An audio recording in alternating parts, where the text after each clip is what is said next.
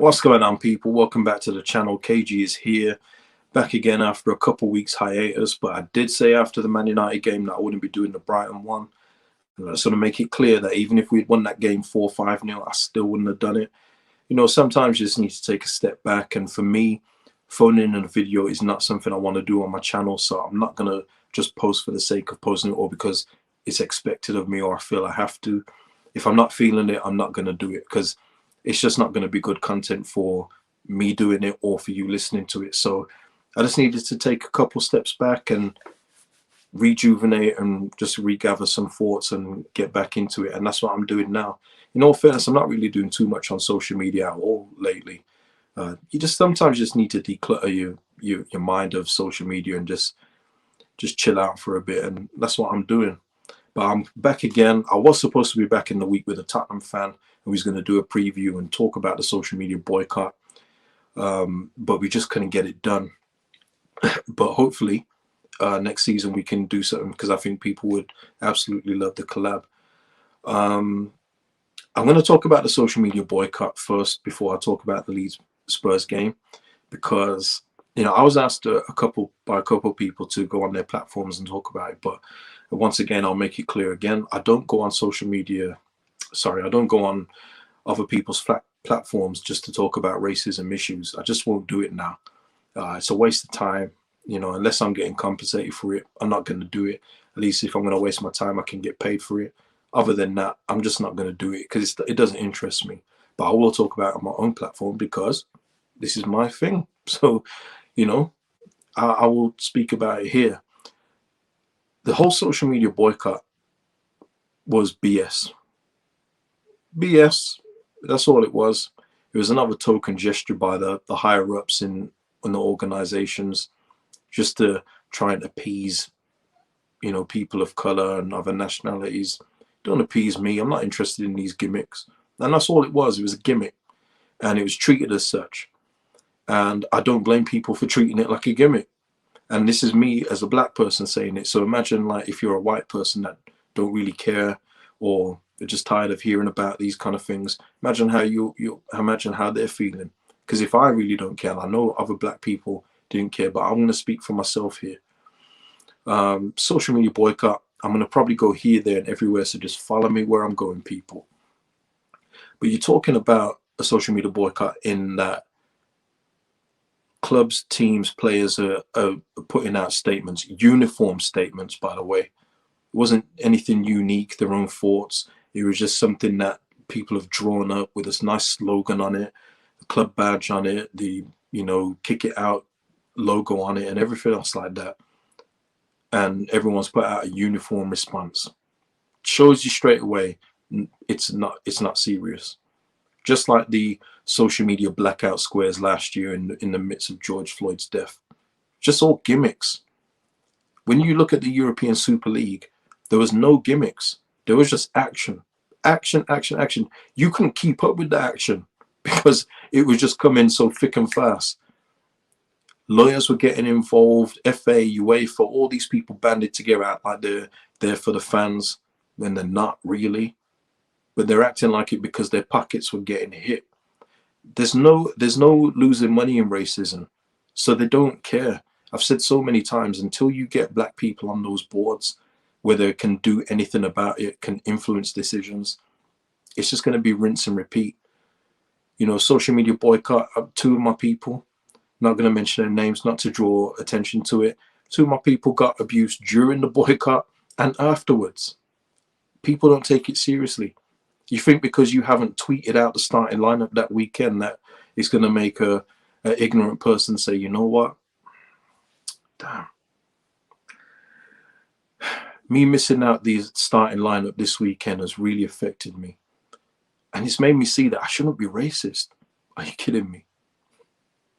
They're not thinking like that. And it's just another thing as well with the social media boycott is that there's going to be people that want to follow the teams and their favorite players' stance and try and do the boycott with them. Okay? They want to be seen to be doing good. They want to be seen to be, showing solidarity with black people and people that suffer racist abuse. But you're asking it's a losing fight straight away, because if you haven't noticed, social media is a drug. It is. It's a drug. When you're probably scrolling now, you're probably watching this while scrolling and looking at your tweets while just listening to me, or your Facebook, in IG, whatever it may be. People are addicted to liking stuff. People want to post stuff. It gives them a rush. Social media is that next drug in what I term with other drugs like alcohol, cigarettes, and everything else like that. It is. It's a mental drug for people. And straight away, you're going to get people in these organizations, FIFA, FA, and everything, that have their social media teams where we're looking out for people, and they'll put in some keywords and say, I'm joining the boycott with blah, blah, blah. And they'll see that they've broken it. And in their simplistic thinking, they'll see that they've broken it and say, well, look, these people have said they're going to do the boycott and they've broken it. See, they don't really care. That is how these people in those organizations think. Trust me. And this isn't against the people that did break it, because I saw a few people break it, not going to lie. I saw people that needed to, I'm just going to break the boycott just to let you know that I'm just breaking the boycott to tell you that I'm going. Like, these things could have waited till after the boycott if you really wanted to show solidarity in that way. But the issue isn't with those people breaking it. That's what those people higher up want you to have. They want infighting. They want people to argue amongst themselves. A token gesture gets treated like a token gesture, like a joke, which it was. You even had James Milner saying that he's going to do it from 3 o'clock on that day. He posted it at 4:10.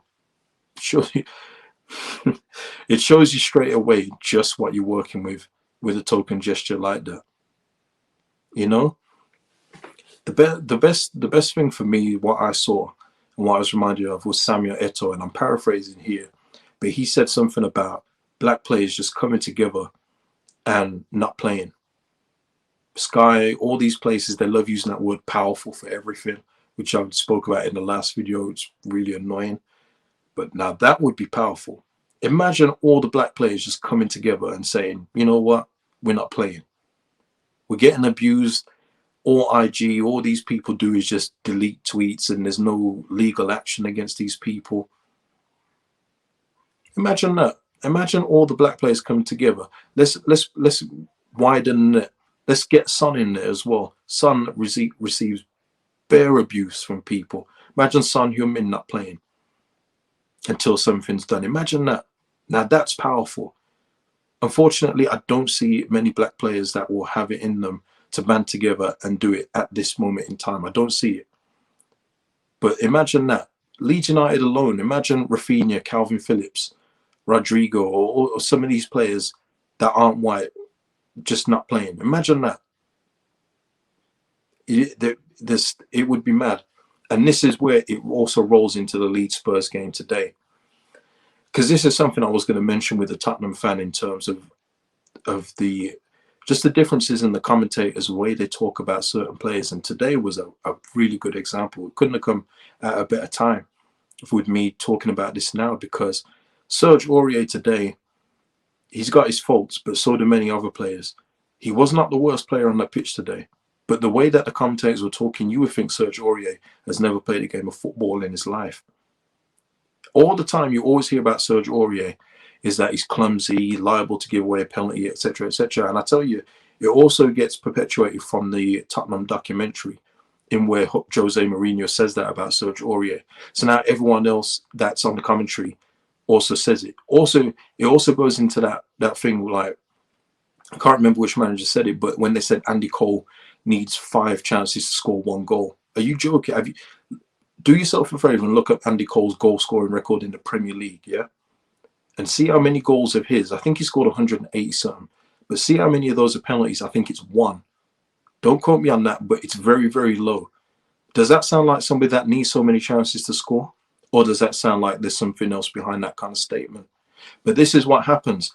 And this is what I'm trying to say as well, in terms of just getting black players off the pitch. It would be interesting to see how these commentators would start talking as well. The way that Serge Aurier he was blamed for the first goal today that we scored, where Harrison got the cross in and Tottenham didn't clear it and Dallas smashes it in. Do you know how many crosses go in like that per week, per game? in other games. But the commentator was adamant that Serge Aurier could have done more. No. If anything, the guy that was trying to clear the ball, I don't know if it was Dyer or Regulon, I've forgotten now, but they could have done more. But it wasn't mentioned. I was listening, and I was watching the NBC one, so I just want to make it clear I don't even know who the commentator was. But it happens all the time. Lo Celso today he was by himself by the touchline, and he dribbled it out of play. Like, just straight up dribbled it out of play, and not one word was said about it. But you know for a fact, if Aurier had done that, they would have been saying, oh, this guy is a liability, this and that. Jamie O'Hara is talking about Aurier today, but Jamie O'Hara is a sheep anyway. He doesn't have his own opinions. He just follows the crowd. It's these kind of things that we're talking about in terms of cut that BS out. And if you've got a field full of just white players on there, we'll see. You can't use your good old pace and power. You know, you can't be saying that any brute strength here and there. It would make commentators have to rethink the way that they talk, because that report came out last year, told us things that we as black people already know about certain shades being talked about in a certain way compared to other shades of skin tone. We knew that already, but it's still going on right now. And Serge Aurier, for me, is a perfect example. If you haven't noticed it before, listen out for it, and you'll hear it. You'll hear it. Anytime Serge Aurier does a clearance, oh, that's an unconventional clearance by Aurier. Is it really that unconventional? Is it? Take a sip of my Monster.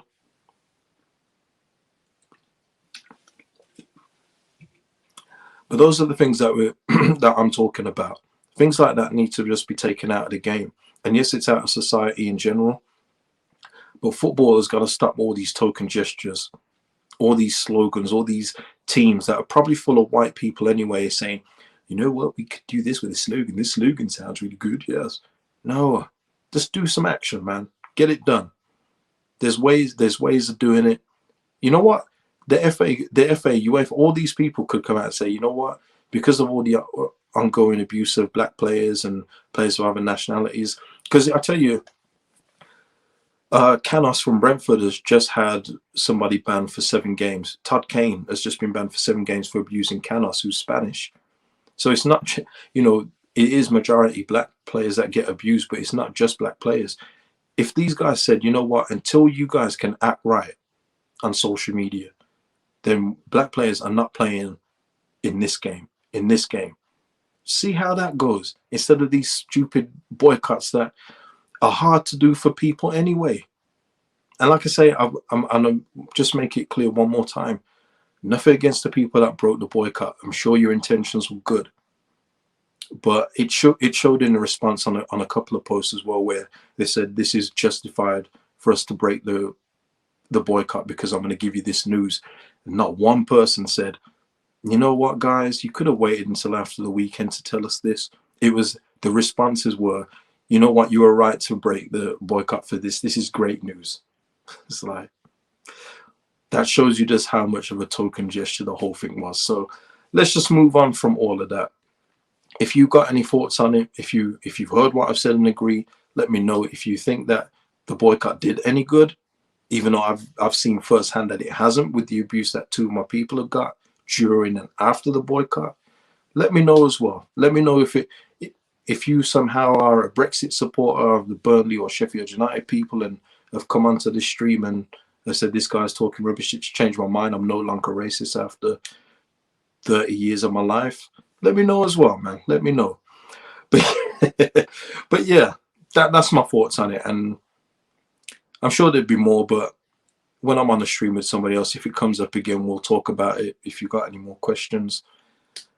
But yeah, that's as much as I'm going to go on it. Leeds Spurs today. What an emphatic victory for my boys, man.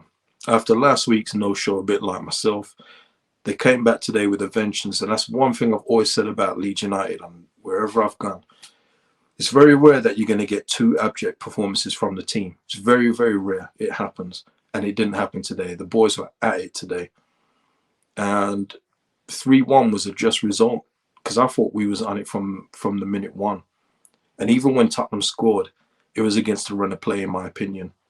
You know, it was a mix-up at the back, and You know, you can't give players like Son and all these guys time with those kind of spaces. They'll hurt you, and they did in that instance. But other than that, it was emphatic. I thought it was an emphatic victory today. Stuart Dallas, bravo, man. And I've said on here before, I think Rafinha is my player of the season.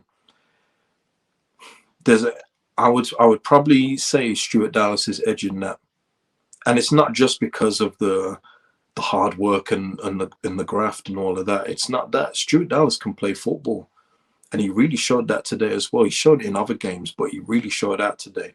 Some really nice touches, some really nice passing, some very good crosses today.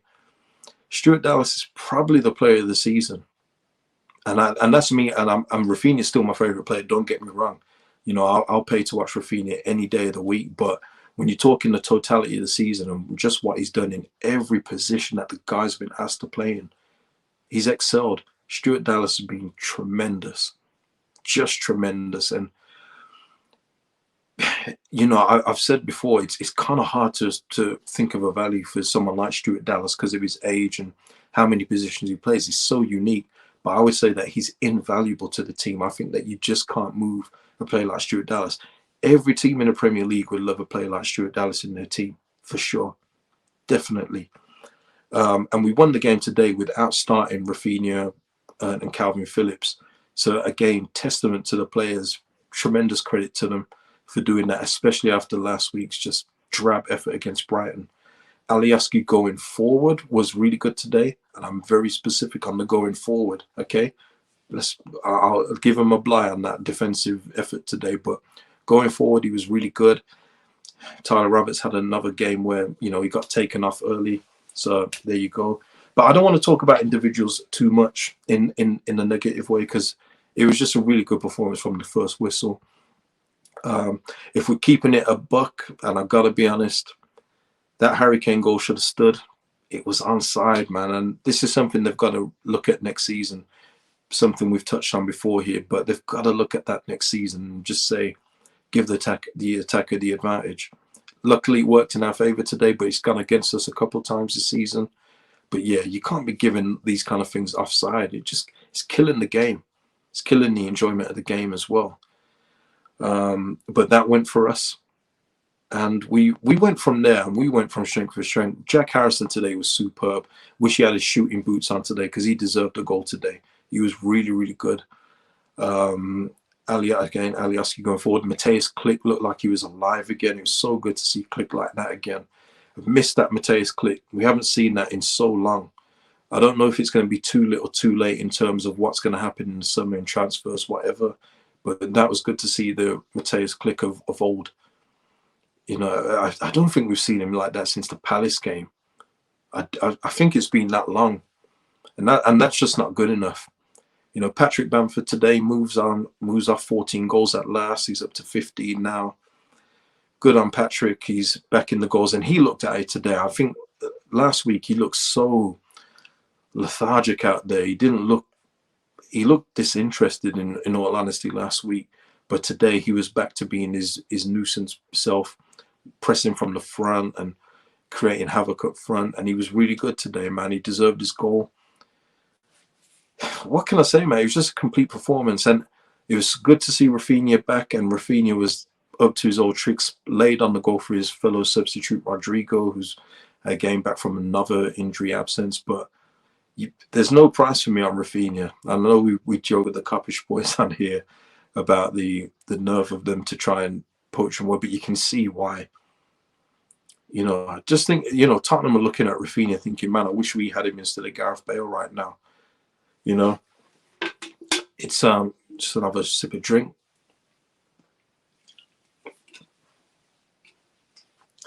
The effect of Rafinha today was instant impact.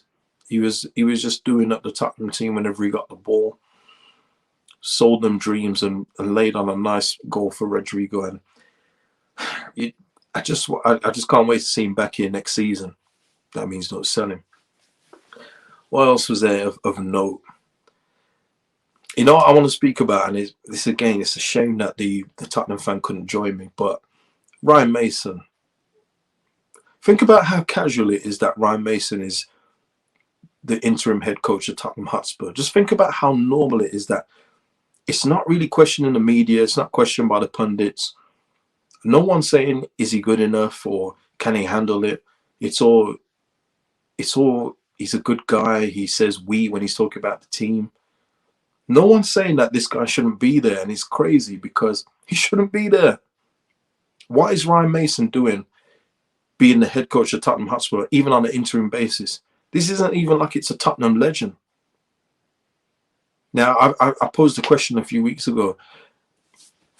Does Ledley King not want the job in the interim or something like that? Is he happy being an assistant coach? Because it would have made sense for me to see Ledley King in that spot. Or some other old Tottenham legend. Didn't have to be someone within. It could have been somebody else. But Ryan Mason, what's he doing?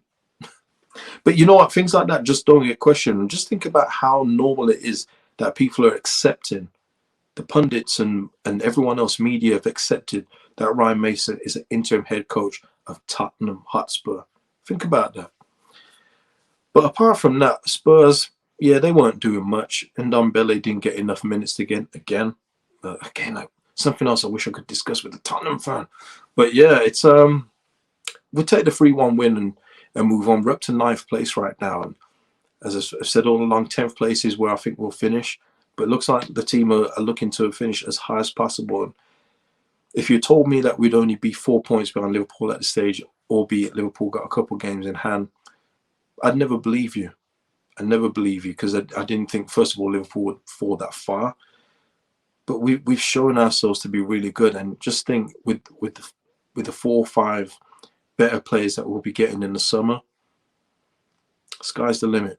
Sky's the limit. I'm not going to say too much here. But yeah, things are looking up for us, man. And that's how it is. That's how it is. And I just want to talk about as well, just quickly before I end this video, the contrast in fortunes for Leeds United and Messrs Derby County and Sheffield Wednesday, I should say. Sheffield Wednesday have been relegated to League One today. Derby County celebrated on the pitch today in tears because they survived in the Championship. What a difference a couple of years makes. Only a couple of years ago, it was Derby celebrating on our pitch and in our changing rooms that they were going to the playoff final after beating us. And they were really rubbing it in. And I don't blame them. I don't blame them at all. But it's just funny how things change in football so quickly. Derby on their knees in tears today because they survived in the Championship. And I don't even think it's that's settled in terms of them going forward, because they've got a whole bunch of financial issues there. Sheffield Wednesday, they love singing that Leeds are falling apart song. They love it. A few teams love it. Sounds good. I'll give them credit. It sounds good. The song sounds great. Doesn't apply anymore. But now Sheffield Wednesday are going down to League One. Sheffield United, who got promoted before us, down in the Championship. The order has been restored in Yorkshire. Not gonna lie. This is when I first started supporting Leeds United. This is how it was. Leeds were first. Everyone else was everywhere else. This is how it's supposed to be. It's just funny how things change. Funny how things change, man. And you know, I would say all the best to those clubs. I don't care for them, but I just like to just point out, we're here today celebrating a 3-1 victory against Tottenham Hotspur. And Derby County is celebrating surviving the champ Sheffield Wednesday down in League One. It's just funny how things go sometimes, isn't it? But you know what? I've gone on long enough, people. I think that's long enough. I'm just going to leave it there. Like the video, share the video, drop your comments below.